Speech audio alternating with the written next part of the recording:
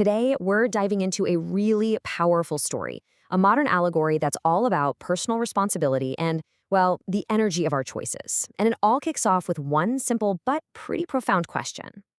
See, the story starts with a young woman, Evelyn, asking her father that exact question.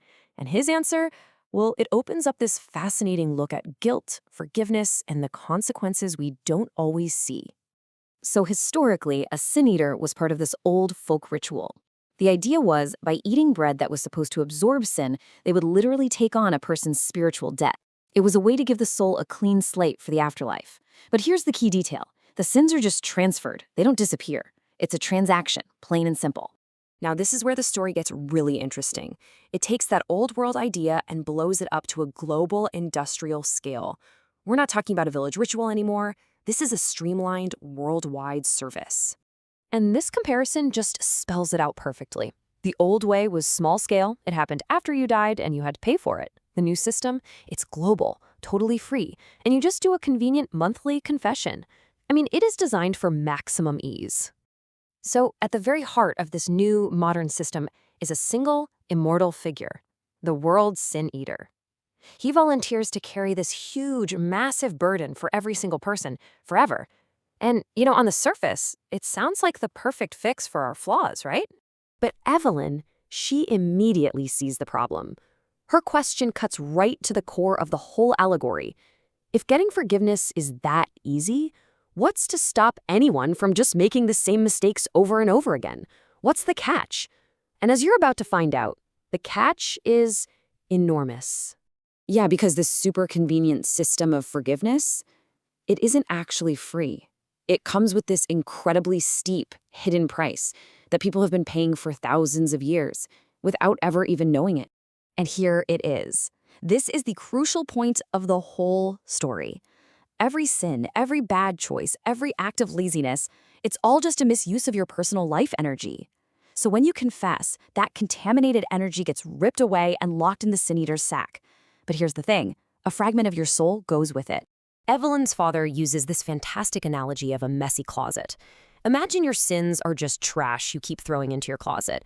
But mixed in with all that junk are your favorite clothes, valuable things, good parts of who you are. So if someone comes along and just hauls the whole mess away, you lose the good stuff right along with the bad. You literally become less whole. Okay, so this system has been running for 2,000 years. But it's about to hit a massive breaking point. The world's sin eater himself has decided his grand experiment is officially over. You see, his original hope was that people would eventually learn from their mistakes. He thought they'd ask for their energy back so they could purify it themselves. But that is not what happened. Instead, he just watched humanity become more and more dependent, lazier, and spiritually weaker. And now his 2,000-year contract is up, and guess what? Nobody wants to take his place. And then he drops the bombshell. He isn't just retiring, he is returning everything. All that misused energy, all those locked up pieces of people's souls, and all the trauma and addictions that come with them, they're all about to come flooding back to their original owners. This announcement causes chaos, and people's reactions basically split them into 3 distinct groups. It's a pretty powerful commentary on how we deal with accountability. So let's look at them. The believers, the rebels, and the followers. First up, you have the believers. Their entire identity is just wrapped up in being helpless. They start protesting, claiming they're worthless and can't possibly handle their own sins. But what they really want is to just stay children, to be free from any real responsibility while a cosmic parent cleans up all their messes. Next are the rebels, and they are furious. They feel totally entitled to this deal, and they see it ending as a huge betrayal. So they decide to find a new system, one that's even more permissive, one that promises they can do whatever they want and force somebody else to pay for it. They're rejecting accountability completely. And finally, the followers. They're not as defiant as the rebels, but they are just as avoidant. Their response is basically, that sounds like so much work. They immediately start looking for shortcuts, for spiritual life hacks, anything that will give them the benefits of inner work without, actually doing any of it. But the story doesn't just end in chaos and despair. For the few who are actually willing to listen, the Sin Eater offers a path forward, a real way to handle this returning energy and become whole again. So in the climax of the story, the giant sack is opened. All that locked up energy, all those unlearned lessons just come rushing back. It forces everyone to directly confront the consequences of their choices, which is, of course, painful, but it's absolutely necessary for any real growth.